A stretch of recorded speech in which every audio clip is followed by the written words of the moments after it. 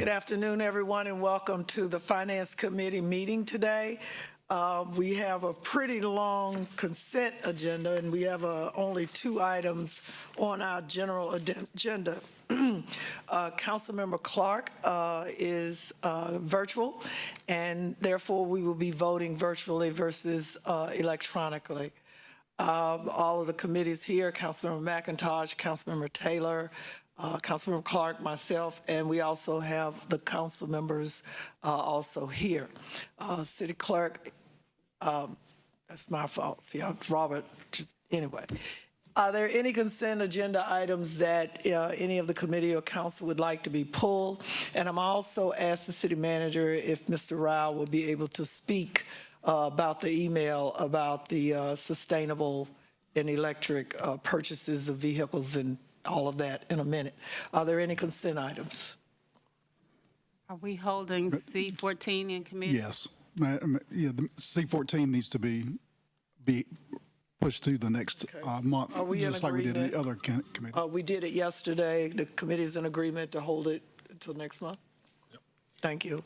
Madam Chair, I make a motion to approve the consent agenda minus C14.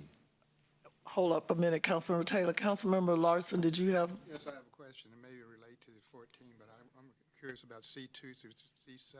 Okay, C2, C7. Anybody else? All right. May I have a motion? Could I have a second on the approval of the balance of the consent agenda?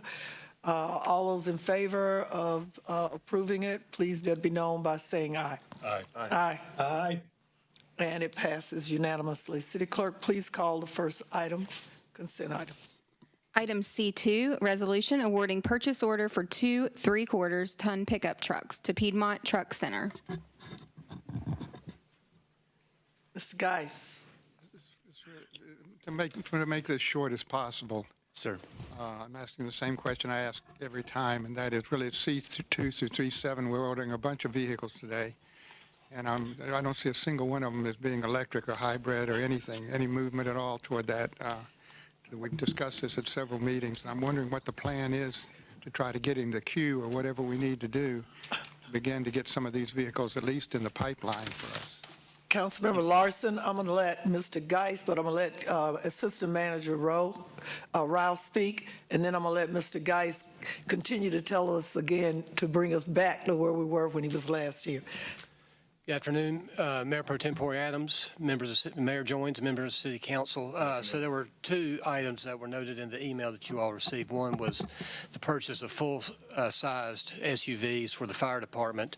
So to speak on that one, the reason why that we're moving forward with full-size SUVs, the positions that those vehicles would be assigned to, there's a need for them to be able to have that type of vehicle to be able to haul personnel or equipment in the event of any kind of emergency response or event, whether it's a winter event or some kind of inclement weather event. Those positions still need to have the ability to do that. They're both involved in incident management work, and so that's why we're moving forward with purchasing 2 full-size SUVs for the fire department for those particular positions. It gives them that flexibility to be able to have a robust response to those kind of events. With regard to the proposed purchase of 10 half-ton pickup trucks, I know that it's something that we aspire to do as far as at least looking at hybrid options for those smaller vehicles. But as Mr. Geis shared with you all back in November when he provided a state of the fleet presentation, we're having challenges with acquiring hybrid vehicles. For whatever reason, I think a lot of the manufacturers are focusing more on fulfilling orders from large volume purchasers as opposed to a municipality like us that may have a certain number, but it's not on the scale that you'd see with large purchasers. And I know Mr. Geis can provide you some additional insight to that, but so it's not for a lack of trying. I think that we've just had some challenges trying to acquire hybrid alternatives. Ms. Geis. Good afternoon, Mayor Pro Tem, members of council. Good afternoon. To address the concerns on the hybrid electric piece for these vehicles, Need to point out that in C7, we're talking about half-ton regular cab pickup trucks that are two-wheel drive. In the current electric and hybrid market, four-wheel drive, crew cab, short bed trucks are the only thing that are available. So we're talking about a completely different class of vehicles. Additionally, on the electric and hybrid side, the market's shifting. When I stepped before you in November, we were talking about difficulties on getting EVs, EV enthusiasm in the whole starting to wane a little bit, so EVs may be more readily available. However, in the meantime, the transition between EV and ICE vehicles is hybrids. So the hybrid market is now being flooded with people from all over wanting hybrid to bridge the gap. We're lining up. We're trying to get there. They're not available at this point. But on that particular, on C7, we do not have a configuration that meets the specification or meets the need. Also, as we're going through and making specifications to attempt procurement of hybrid electric vehicles, the manufacturers are driving up the cost of these vehicles. So we were successful a year and a half ago of getting XL hybrid F-150s. We have 2 of them. They no longer make the XL trim. As of today, the pricing has gone from $47,000 that we purchased those for. Our quote for those are $53,500. But that's the XLT package, which comes with nav. It comes with a bunch of other things that we don't need in city operations. It's a moving target. We're working on it. We're trying. We have tried to procure electric half-ton trucks. We put out a bid recently. It was unsuccessful. We got a bid from a manufacturer that did not meet the specifications by about 40%. We rejected it, and the product they recommended us purchasing is what they called a mild hybrid or a hybrid only in name. It does not have a battery. It doesn't run on full electric.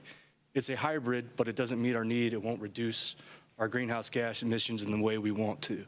We are committed to moving forward with that. We're trying, but at this point, as I talked about in November, we are at a crucial point where we need to get vehicles. Our partners in these departments can no longer shuffle resources. We don't have spare vehicles. We're holding it together to do the best we can, and unfortunately, when we're not able to get hybrid or electric procurement, we have to bring you the ICE vehicles in order to keep service levels from being negatively impacted. Mr. Mr. Rao, and I don't know whether anybody's doing this, and we appreciate everything that you're doing. Again, it goes back to, again, like we say, the public doesn't get the information that we all have. And I see what Mr. Rao even said going forward, when we get these, the agendas with the CARFs and everything, that there now needs to be, much like when we didn't have the appendix for the demographics and minority participation, and the locations of where these bidders are coming from or where they are, we need to do the same thing on the sustainability side of the CARFs when it comes to that. So at least when the public reads it, as we said, that they will understand that a reason why these are not electric or hybrid or vehicles right now, whether it be cost, whether it be being able to get the resources and allocations from the contractors or distributors. I think that needs to be known to the public because, again, people have the idea or feel that we're not doing enough. We're doing all we can. One more point. When it comes to the bidding process, what we do on the state level, when we go into municipal leasing and all of that, is there an opportunity that we could collaborate with other urban cities or the other cities in our area to collaborate on us bidding together to drive up our numbers so that they would give us at least a look. They would say the triad is wanting 100 of these things, and it makes us better as a customer maybe to get in the game and on the list. Is that something, Mr. Geis, you think, and Mr. Rao, we could look at or talk to our neighboring cities about? I can certainly do some research in neighboring cities. I'm not aware of anything that exists like that, but I'll look into it for you. And yeah, the county too, and the city attorney. I don't know whether you should weigh in on Mr. Pate. I know that we do leases through the municipalities, government, whatever. Do you think that's somewhere too that we may want to talk to them or communicate with them that we're struggling? They don't know we're struggling to do what's right and what's just when it comes to the environment right now because of the availability. So I think we need to probably drive this up. Councilmember Clark, since you are a member of representing Winston on the League of Municipalities, I think we might need to be looking at how else we can do this together. Absolutely, Madam Chair. We can continue to look at how we press forward with partners and other folks to get us higher on the list. And we already have some meetings scheduled to talk about how we might be able to advance the interest of council in buying more hybrid or EV vehicles. But as has been mentioned by Mr. Geis, right now we have a serious problem in our departments of needing vehicles. We need to buy vehicles, but we will be continuing to buy vehicles as we go forward. So there'll be plenty of opportunities for us to try to make sure we get those hybrid vehicles when they're available. And again, I think the public, they don't know what we know. And that being that some of the council members recall years ago and staff, we had to reluctantly pull up on purchases, the economy, and all of these other things that were coming at us at one time. And then COVID hit, and we have not ordered vehicles for quite a while. We took it as long as we can take it.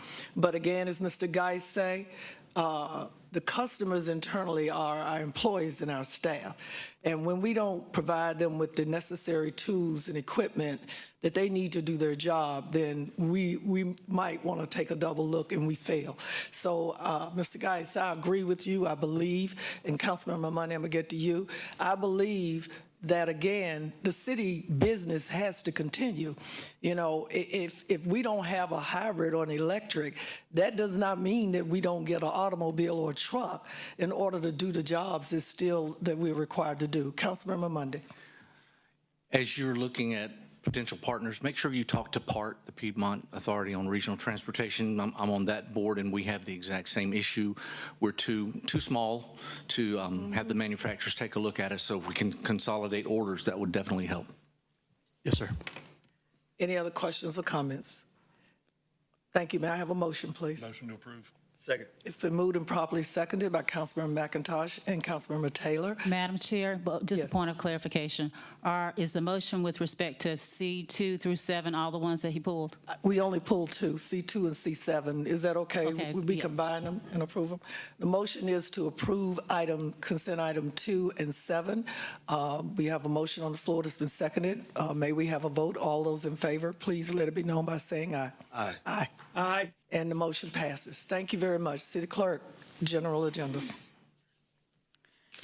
Item G1, information on the financial statement audit, single audit, and the annual comprehensive financial report.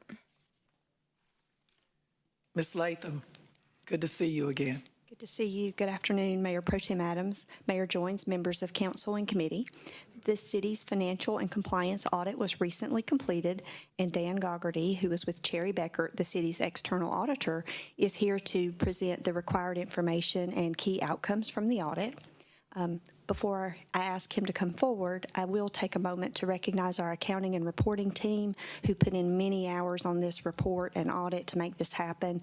I'd like to specifically recognize those who are here. Doris Godette, who's our controller, Please stand. and Mike Phelps, who's our deputy financial officer. Thank you so much. Thank you. So with that, Dan will be up here to present, and then there'll be time if you have questions at the end. Thank you. Thank you.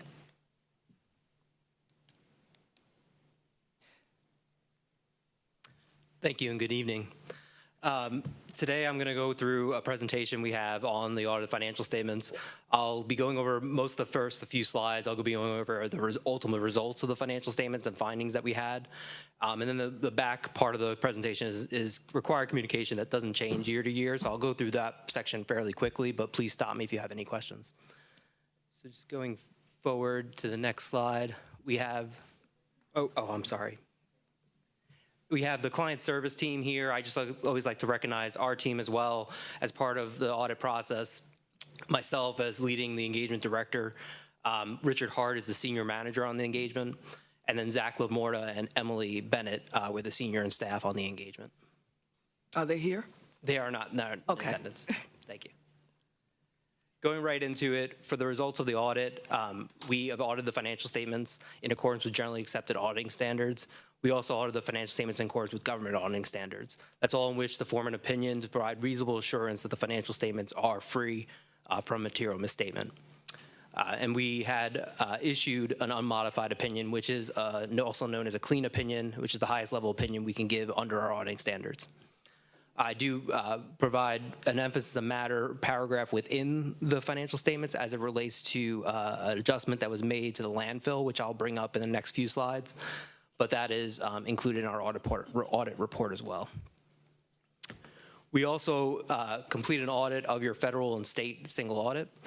So this is all the federal and state grant money that you spend. There are certain items that we are required to test yearly. And so we do it based on a risk assessment approach. And when we do this test, we do a test of compliance and we also do a test of controls. You'll see on the next slide, we do not provide an opinion on controls, but we do provide an opinion on compliance. And I'm happy to say that we also issued an unmodified opinion, a clean opinion on the federal and state side of our single audit and had no findings as a result of those single audits. These are our list of the programs that we've audited this year. So you can see here we have 4 programs on the federal side, very heavy on the COVID funding. Those fundings a lot of those are required to be audited every year. We have the federal transit cluster. We have the emergency rental assistance program. We have the coronavirus state and local fiscal recovery funds, also known as the ARPA funds, and the drinking water revolving loan fund. And then we also, for the state program, had PAL bill, which tests almost every year, and then state maintenance assistance program. Now, in the prior year, we had reported a material weakness on the federal transit and state maintenance assistance program, which required us to audit them again this year. And I'm happy to say we were able to clear that finding, and we did not have a similar finding this year. This slide is what I was talking about earlier that says basically that we do provide an opinion on compliance and we do test controls, but we do not provide an opinion on the effectiveness of those internal controls. If we find issues as part of our audit, we do make you aware of those and communicate to you all that, but we do not provide an opinion on that. This slide, just to remind you all, is the definitions that we are governed under and when we are reporting on internal controls. Material weakness being one that's a combination or of deficiencies that basically a material misstatement can go undetected on a timely basis without the control working properly or in place. And then a significant deficiency being one less than a material weakness, but still important enough for us to make you aware of. And while we did not report any significant deficiencies, we did have one material weakness that we reported this year. The material weakness that we reported has to do with the emphasis of matter I spoke about earlier on the landfill. Basically what happened there is the calculation of the landfill liability, which is basically your estimate of costs that you are going to incur over time as the landfill fills up, is covered and then placed into remediation for the next 30 years by state statute. That cost increases every year the landfill increases its capacity.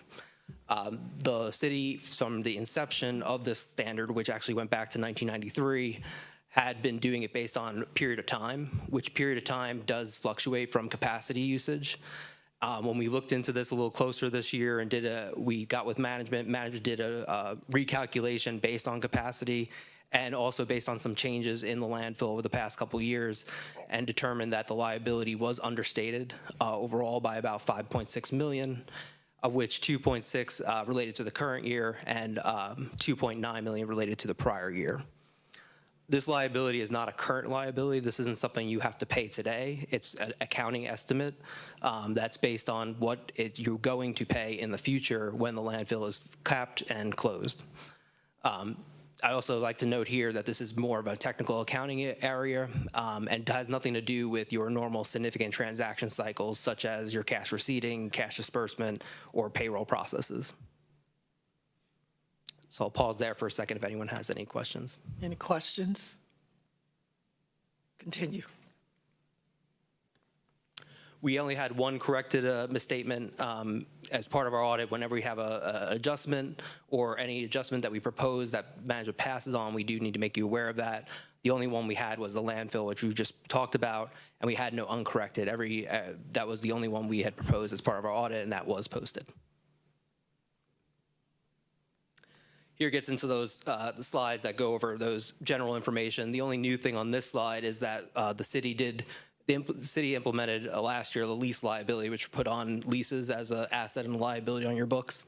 This year, you also, again, put more on your books in terms of your assets and liabilities, but this related to your subscription-based information technology arrangements, which is basically any software that you have a long-term contract over past a year. So based on that, those were put on the books in the current year in adoption of this standard. In terms of related parties, we didn't become aware of any related parties that we weren't already aware of. We found there were no issues with any arm's length transactions with any related parties that we audited. As part of our standards, we're required to communicate if we find anything that we consider to be significant or unusual in nature, significant being outside the normal course of business or otherwise unusual due to the nature, timing, or size of a transaction. We did not find anything that we considered that to meet that definition. As part of our financial statements, management uses a number of estimates for financial statements. We talked about the landfill, but you also have ones on allowance for doubtful accounts. You have one on depreciation for your capital assets. You have the actuary assumptions for your pension, other post-employment benefits, liability, and also your incurred but not reported claims. And then you also have lease liabilities and receivables. These are the significant estimates that the city has. We looked at the key inputs and assumptions used by management, make sure they're consistent with previous years, and then we also make sure that they're reasonable based on our factors and what we know, our knowledge of the industry. Financial statement disclosure, clear, neutral, and consistent. Non-attest services, so attest being audit services, so this would be any non-audit services that we provide to the city. The only one is preparing the data collection form, which is the form we fill out to address the single audit for the federal audit that we then transmit to the federal agency so that they can view it in a very more condensed manner to be able to see how all municipalities and counties throughout the United States are spending their money. And management has the proper knowledge, expertise, and skills to review that information and does certify that report. And then from an independence, independence being a cornerstone of our profession, we do deem ourselves to be independent of the city, and we do not have any issues with independence. Other required communications, there were no difficulties encountered as part of our audit. There were no disagreements with management. Auditor consultations being internal in nature in our firm, we did need to consult on the restatement whenever we have a potential restatement. We do consult internally to make sure we are correct in our assumptions that needs to be made. And so we had that as one auditor consultation. And then we received a management representation letter signed by city manager and Kelly dated December 21st. There were no management consultations, so no shopping for an opinion, no other findings or issues. As of the data presentation, there were no fraud or illegal acts or violations of laws or regulations that we noted as part of our audit. And there was no going concern noted as part of our audit either. These next two slides just talk about the other information that's in your annual comprehensive financial report. The required supplementary information includes your management discussion and analysis at the front, and then also the pension schedules in the back. We do look at that information. We provide limited procedures over that information, but the limited procedures does not provide us, allows us to provide any assurance or opinion on those statements or schedules. And then the supplementary information, which is your budget to actual schedules and combining schedules in the back. We do, and also your schedule of expenditures of federal state awards. We look at that for consistency with the financial statements and given in relation to opinion, but we do not provide a full opinion on that information. And lastly here, the introductory and statistical section that is in the front and the back. We do not provide any assurance over it. We do read over the information, but we do not provide any assurance or any procedures over that information. Upcoming accounting standards, next year there's going to be one for GASB 100, which is accounting changes and error corrections. Nothing major here other than if a fund is considered a major or non-major fund and that changes year to year, that could be shown as actually a restatement. That's required under the new standard to be shown that way, but it's nothing to do with any error or anything that needs to be done. And then GASB 101 is compensated absence, which is your accrued vacation and sick leave.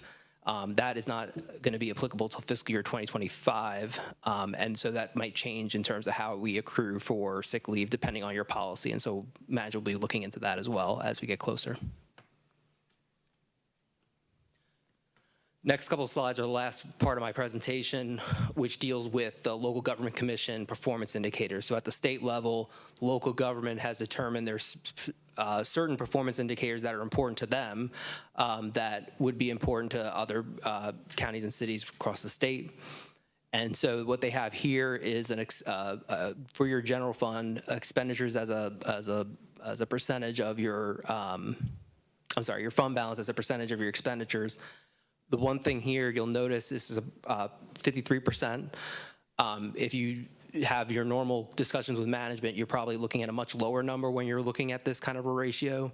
The reason is the Local Government Commission requires that you include your debt service fund within it, but does not include your debt service fund expenditures. So you have fund balance affecting the denominator, but nothing in the numerator from that. And then you also have amounts that are restricted also in the fund balance being included, not just unassigned. So the percentage does look a little higher here, but I will say that when the median for all within North Carolina is 46%, so you're not far above what the median is, and I've seen some as high as 90%. It's just a factor of how they calculate this particular ratio, but you would still be in your normal use of this factor, you'd use what management presents to you, which is really just the unassigned to expenditures to look at what you have available. This here is a quick ratio, which is just your current assets to current liabilities. What do you have to pay current bills, which you have at 3.36. And again, very consistent with other municipalities that have water and sewer funds. We're seeing 2 to 4 range here for the quick ratio. And you would expect to have a little bit more here in your assets to liabilities to be able to fund future projects and improvements of the water system. And right here we have is operating income in your water sewer fund, which has to be greater than 0, which you've met that. And then your unrestricted cash to expenses, not including depreciation, but is including your principal payments. We are well over that as well. It's just another way of looking kind of at your current quick ratio, just a different set of numbers. And then the last one here is a new one that the LGC put into place. And this is your water sewer condition of assets, which looks at your accumulated depreciation to gross value of assets and takes one away from that. And then you get, in this case, you have a 0.60 the past 2 years. It had been rising from a 0.57 3 years ago. What they consider to be adequate is 0.50. So you're over that threshold there. And I will say this is the first year they're presenting this. And what I've seen for the ones that we audit have been anywhere from 0.48 to 0.60, with most of them kind of really in the 0.50 range. And so this is a good indicator that you are taking your water sewer seriously and making improvements to it and keeping your assets up to date. And the last one here is just some other things in terms of budgeted tax levy. You're not budgeting more than you're collecting. You have a positive general fund total fund balance. You have effective pre-audit process, no late debt service or any compliance with covenant issues, no statutory violations. But because of one material weakness, you do have to complete a letter to the Local Government Commission how you're addressing that. This has already been addressed because it's been fixed in the current year and the process has already been changed. So there's nothing new to be done other than to continue to calculate the way you are now. But the Local Government Commission does require you to have at least half of the council sign that and submit that within 60 days. And I think management is preparing that. that's all I have for you today. So any questions? Thank you. Councilmember Clark, since you are Chair of Finance, and you and I met with the team to review this, you have any comments, sir? No, just that the, can you hear me okay? Yeah. Okay. I'm not concerned about the landfill issue. We've been calculating it the old way for 100 years. So that's just a calculation change. And for example, we're getting ready to make some capital improvements to the landfill that are going to extend the life of it. So that'll impact the number the other way. But anyway, we'll make the appropriate corrections, and we all need to sign the letter when it's done. But otherwise, I thought it was a very clean audit, and proud of the financial performance of our city in that area. Thank you. Councilmember McIntosh. This is a little bit in the weeds, but in the private sector, we use depreciation as sort of a, I don't want to say tax avoidance, but a way to reduce taxable income. Yep. In the governmental sector, is it strictly used as a calculation of how much life is left in an asset? Yep. Since there's no tax benefit to you guys here at the city, it's really just used to analyze what level of assets, what's the life left, and when to prepare it, and when you need repairs, and when you need to new assets. So when we put something into service, we determine what the life of that is? Yes. So just an amortization of that? Correct. Okay. Thank you. Any other questions or comments? Thank you so much, and thanks, Cherry Beckhart. Yep. Thank you so much for preparing the audit. Look forward to seeing you next time. All right. Thank you very much. All right, and thanks to our accounting and finance department as well. Thank you, guys. Great job. Thanks, staff. Next item, City Clerk, please. Item G2, resolution awarding construction contract for Salem Parkway multi-use path construction located in the south, southwest, northwest wards to Smith Rowe LLC for $4.796 million.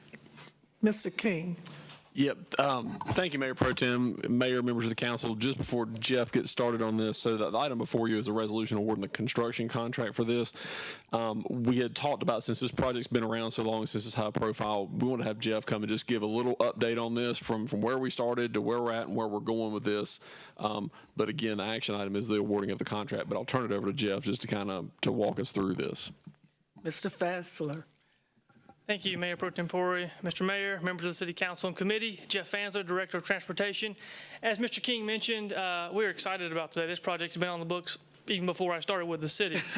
So we are excited to get here to this point today, and if you'll indulge me, I'll just do a brief presentation of kind of the history of the project and where we are and what you can expect upon successful award of this contract. So just noticing some of the project history, as you are likely aware, this project started in partnership with NCDOT, Creative Corridors, a lot of master planning efforts regarding our transportation planning divisions, this body, Transportation Advisory Committee, and Creative Corridors to get us to the point to really envision what the corridor could be, and not to go back and rehash the Business 40 project, but the idea was a complete streets project. And through several iterations and a funding platform, there was a lot of program funding through STI, through our TAC, and the MPO's legislative committee there to establish the funding portfolio to fund this project. It is fully funded, and we're excited about that as we proceed into the construction phase. Let's talk a little bit about the project life cycle. If you've been around this project for any time, you know it's had its highs and its lows, for lack of a better way to put it. This project started as a partnership with NCDOT to be constructed with the Business 40 project. That was the way it was designed. It was the way it was portrayed to this body, and the way our department was partnering with NCDOT to facilitate its construction. So we reviewed it, we had our input, and we funded it to be as a supplemental to the Business 40 project. Then life happened, and in 2020, you may recall the NCDOT cash flow problems that they underwent that really put a halt on their ability to enter into any further supplemental agreements. And basically what that means is, okay, this project is on the books, but we just can't do it for you, essentially. And so at that point, as you noticed there, it was actually transitioned back to the city, since this was a locally sponsored project for us to do as a design, bid, build project, which is important to note, because that's why the project has taken some of the delays, because it was originally intended as a design build project. When you pause that and you go to a design bid build portfolio and package that up, the plans have to be restructured to allow for that kind of quantity-based project. And then what we found when doing that was the as-built conditions were a little bit different than what was originally intended with the original design. Long story short, redesign as a bid project with actual quantities that we can advertise for successful award. So one thing we wanted to kind of go through, hopefully this will play with me. Maybe, there we go. What's been done today and what will this project encompass? Let's talk a little bit about that. What's shown here on this map in blue is what is built today and was what we had partnered with already with NCDOT to construct during the project of Business 40 reconstruction. What's shown in blue, as I mentioned, is there and constructed today. What's shown in red is the parts of the project that we have advertised and is on the docket to be awarded through this construction project to provide that link essentially from West 4th Street on the western limit there, all the way over to Liberty Street there, just east of the strollway there, shown in blue. That's the formal project limits, and again, what's highlighted in blue is what's constructed today. Let's dive a little bit deeper into that. And you probably have seen this. This is the bridge over Peters Creek Parkway. This is actually part of the MUP path, was constructed with the Business 40 project. We'll carry the path across Salem Parkway over towards 4th Street. Next, you see this connection down to Westdale Avenue. This connection provides the linkage to the residential area and provides accessibility farther to the west, but also provides access under Peters Creek Parkway via the tunnel just off of the screen there to the right. That is all part of this. And what you see kind of coming up the gradient up the hill there is its connection back to Peters Creek, where it does carry across at the image, in this image that we just talked about. Moving on. As I mentioned, that tunnel under Peters Creek Parkway, you can kind of see it in the background there as you come out from that tunnel. And what you notice there is the connection back towards the ballpark, back towards Peters Creek. So what this does is provide a pedestrian connectivity and bicycle connectivity on both sides of Peters Creek that are both that are accessible without steps. So this is a good way to accommodate that without having to cross the major facility of Peters Creek Parkway. And again, you're standing kind of at where this picture is taken is kind of the limit of where the project is built today adjacent to the ballpark. So if we spin around, if you take a picture from the other direction, this is where our project would launch and head back to the east, back towards, if you see in the background there, the Green Street pedestrian bridge is where this project will continue on to the east. So right here is kind of looking exactly where the alignment of the project will take the path. And as I mentioned, the Green Street Bridge, this is taken from that abutment there on the approach right there at the Green Street Bridge, looking back toward the ballpark or back towards Peters Creek in the background there. Again, you can see the general alignment. The path here does kind of hug that fence and that shrubbery. It will be 10 to 14 foot wide. It varies right through here, just given some of the grade and topography. But right down through here is where the path alignment takes it, adjacent to the ballpark. Just the image of the Green Street Bridge. Wanted to highlight, this is taken during the construction, this photo, but, again, just showing that connectivity of how this bridge will provide the north-south connection, and then the path will provide the east-west connection, continuing folks to ultimately to where we're trying to take them back toward Liberty Street. Turning and headed again facing east, you can see the fine grade work that was completed with the project. Of course, it is vegetated today with grass. But this is the grading that was done with the Business 40 project. Notice the bridge there, the Broad Street Bridge in the background. Notice the little mini arch facade on the girder there. And that's a key detail that, of course, was approved as an aesthetic betterment funded by the City Council for the enhancement of the path, but does provide that separated pedestrian facility from Business 40, Salem Parkway, and the multi-use path. Again, accommodating that complete streets objective with the project. Here's a good shot of the alignment. Of course, you see a lot in the corridor of the back-to-back retaining walls, establishing the clear alignment of the path. So right here is that connection between Broad Street and Green Street. And you can see the grading work done with the project is ready to receive the path with the current construction project that's on the docket today. Here's a picture taken from from Brookstown, looking back towards Broad Street. Again, you'll notice the arch facade as you pass under Broad Street, and you'll come down the hill there back towards Brookstown. At this point, I'll take the next photo, and I'll show you again this piece of the since the bridge that carries Salem Parkway over Brookstown was replaced. It provided the opportunity to go ahead and build this section of the path. The challenging parts here was the right-of-way constraints and a lot of different real estate constraints and where we can cross the different areas of Salem Parkway. And it was selected to have this wider sidewalk. It's 14 foot wide in this area as it carries along Brookstown Avenue and crosses Business 47 Parkway right here at Brookstown Avenue. It goes over to High Street, also the Cherry Street off-ramp. This is a design element that was key because I mentioned we had to integrate this with the different pinch points, with the businesses, with the right-of-way that NCDOT had, and of course providing full access to the interchange. And you'll notice that we have the separation of the ramp, High Street, and the bicycle and pedestrian facility to try to squeeze it in and maximize our available real estate here. So the path does continue eastbound here as it climbs back up towards Cherry Street. It does cross over, I said Cherry Street, excuse me, Marshall Street. This is Marshall Street from the Marshall Street Bridge looking towards Cherry Street. So the bridge you see in the photo here is the Cherry Street Bridge taken from Marshall Street. Again, you'll notice the clear alignment, the clear arch facade, and the designated path alignment that will carry the multi-use path eastbound. This is standing on the Cherry Street Bridge, looking towards, if you see in the background, the Gabions and the Strollway Land Bridge, and also a north-south pedestrian connection that we'll get to in just a moment. But again, clear alignment. And one thing to note, obviously here is one of the major challenges of the project is to cross the Cherry Street on-ramp. And so one of the major elements of this project, the largest component of this project is the Cherry Street is the multi-use path bridge over the Cherry Street ramp. And what you'll notice here is where we'll actually be coming and launching the bridge as we go under Cherry Street. We'll introduce about a 400-foot bridge that'll carry the path across the ramp and tie in just beyond the Gabions. And a better shot here.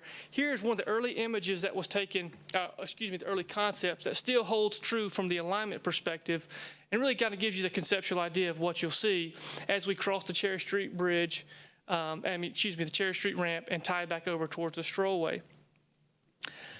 One thing to note here, I wanted to just highlight the construction plans because one of the things that I wanted to mention from a traffic perspective too is this will be one of the elements of this contract particularly that is noteworthy is there's an intermediate contract time associated with this particular element because we will have to shut down the Cherry Street ramp during this particular phase of the project. So we'll be a little bit of impact to traffic, but we'll do our best to, like I said, it was built in intermediate contract time. So we have get in, get it done, and get out, reopen the ramp, and make the improvement and build the bridge. Again, just tying in just to the south of the Gabions and have that connection again to the Strollway Bridge and providing that north-south connection over Salem Parkway. And just a quick summary, that was kind of quick, but the limits of the project, as mentioned, was from West 4th Street to Liberty Street. The trail length is about 3,000 feet with approximately about a 400-foot bridge over the Cherry Street ramp. One other thing I wanted to mention, and just by this general graphic here, is this project is phase one of the multi-use path. And a lot of discussion over time has been how do we connect basically the Strollway and that north-south pedestrian bike path facility over to Baptist Hospital. Phase one is is on the docket for award with the 4th Street to the Strollway. Phase two is under design, funded through the 2018 bond and the TAC through our MPO funds to finish this over to Laughlin Avenue. So essentially, phase two will be from 4th Street to Laughlin. So you'll be seeing more about that as we continue on that effort from a design perspective. But it is part of a multi-phase project to connect us to Baptist Hospital. So what can we expect from here? Where do we go from here? So we're looking for council consideration this month, and we'll be executing upon successful award from this body. We'll be looking to execute contracts over the next few months, working with our selected contractor, Smith Rowe, and then projected notice to proceed in May with a 12-month duration. The contract time does allow for 365 days. Again, one of the biggest things that we're keeping a close eye on is the material availability. We have to procure this bridge. It'll be trucked in. It's a very unique curved arch structure and we're hopeful that we can meet that time. And I'm happy to answer any questions. That's all I have for you today. Hopefully that was informative, and I appreciate your time. Any questions? Councilmember Monday. This is great to hear. I'd asked about it earlier. One thing I didn't see anywhere along the way were lights. Are they planned for the future, or is that part of the plan? So great question, Councilmember Monday. Lighting is not a part of this package. We have had that request, and one of the things that we're looking for, there is a supplemental landscaping package. It will be a good time to explore the potential of having a lighting package with that. But right now, Lights are not included with this, and largely because of the history of this project. The funding and the ability to do that didn't provide itself adequate. But one thing that we can consider moving forward, and it could be done supplemental to this, but it's not currently in the scope. Is the tunnel lighted at this point? The tunnel does have lights, it is. Okay, thank you. Councilmember McIntosh. One thing I would highly encourage us to do on this is to make sure that we pull sustainability into this process, so that as we're looking at plantings along the way, that we look at native drought-resistant stuff that we don't have to mow, over and over and over again. So with our new director, it would be good to get her involved and have her input on this. Very good. Happy to do that. Any more comments or questions? Great report. Councilmember Scipio. Yes, along that line of sustainability, I'd also like to suggest us looking at some kind of solar lighting.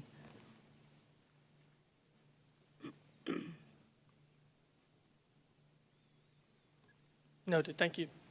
Any other? Councilmember Larson. Just a quick question. What is the total cost of this piece of work that we're doing now? Councilmember Larson, the construction contract is $4,796,990.12. That is our unit price contract on This phase of work. for this. That's correct. This phase of work. Yeah. That's correct. Yeah, this phase from 4th Street to Liberty Street. Thank you. Council, excuse me. I did you like you do me. Mayor Jones. I was going to make you a council member. Go ahead. Two quick things, even though there's not specific lighting in this segment, I would assume it's probably the ambient light that's going to be there already with Salem Parkway that will spill over and it will help people walk necessarily in the dark there. And then secondly, could you just touch on the source of funds for this project? Happy to do that. So the source of funding, it is quite a comprehensive funding array. This was awarded through the State Transportation Improvement Program. We've submitted this project through P4, prioritization 4.0 and 5.0. This project has MPO allocations through our direct attributable funds that went through the Transportation Advisory Committee. And so this has just, it is even locally supported through our bond dollars. And so there's just a number of different funding buckets that have been compiled to fund this, and that's the same is true for the what we're calling phase 2, the western section as well. So it's really a comprehensive way to get this to work. So it's just been a all hands on deck to make this come to life. Councilmember Taylor. And I'll mention the lights, Mr. Mayor. There was ambient lighting that certainly is available. We do maintain the lights on Salem Parkway in the limits of this project. The city does. And so that's something that we have control over, and we will work diligently. And actually, our crews have been out last week repairing some of those. And we're also in the process of scoping an overhaul on the entire lighting system along the parkway anyway to address it more comprehensively. Mr. Fansler, you mentioned the closing of the Cherry Street ramp. Is this for the entire duration of the project? I think that's for 12 months, or is it some predetermined? It is a predetermined amount of time. It is specific in the contract and is limited just to nighttime largely of when they plan to close that ramp. But it is not the full duration. I think, I don't want to misspeak, so I'll reserve the right to follow up, but it is a 6-month intermediate contract time in the larger 12-month just tied to the ramp closure. Got it. Councilmember Mundy, then Councilmember Larson. Would you remind us and the general public what is and is not allowed on the bridge? Pedestrians, not the bridge, I mean the entire path. Pedestrians and what else? Yes, so on this path, this is a mixed-use path. So cyclists, strollers, and of course the pedestrians are all welcome and encouraged to use this as a separated facility. We do have a ordinance that doesn't allow bicycles on the sidewalks downtown. This, in its nature and signed appropriately, is a urban greenway and mixed-use path and would allow for that mixed-use type use. What about scooters? Scooters at this time are going to be discouraged, and we do not have a current vendor for that. So that would not be an eligible location for those in the geofence boundaries that we have. Certainly, if we pursue that, we would have to bring that back for consideration. Okay, thanks. Councilmember Larson. Jumping ahead just a little bit, tell us just a tad about where we're trying to get to with on the western end of this and where that piece of work. We've got one more phase of work on this project, right? Councilmember Larson, you're correct. Phase 2, we're calling it the western section, will provide the connection from 4th Street where this project terminates, and it would launch and head west to Laughlin Avenue, where it would terminate there at the Laughlin Avenue intersection with the ramp. And ultimately, the goal there is to provide the connection to Wake Forest Atrium Baptist. What is the status of that project? That project is currently in design. We have a consultant on board. We are reviewing their first plan submittals, and so that project is underway in heavy civil design. There are environmental impacts. We have to cross the creek. There are 2 bridges involved with that. A lot of design elements, very critical design review. All that's in the middle of the process right now. Mr. Fansler, Mr. King, and Mr. Pate, I would be remiss if I didn't ask for this. I know that my years on the council, we have been connecting the city to neighborhoods, north, south, east, west. But I would like to see a visual of the connection to the African American and the east side of our city and the northeast side. I know we've done a lot to improve Salem Parkway and all of the paths and the lights and everything and the art. But I am very much watching and want to know what's going on in the other parts of town. Again, we can't continue to, I understand beautification and bring people here, but my community wants to be beautiful too. And I'd like to see or have a conversation as to what's on board to beautify East Winston and Northeast Winston in the city when it comes to the lights and everything else, okay? Thank you. Any other questions or comments? Are we ready to vote? Can I have a motion, please, for item G2? Second. It's been moved and properly seconded by Councilmember Taylor and Councilmember McIntosh. Would you please say aye, vote aye if you're in approval? Aye. Councilmember Clark, did you say aye? Okay, thank you. And the motion is approved. At this time, there is no other business of this committee. This meeting is adjourned.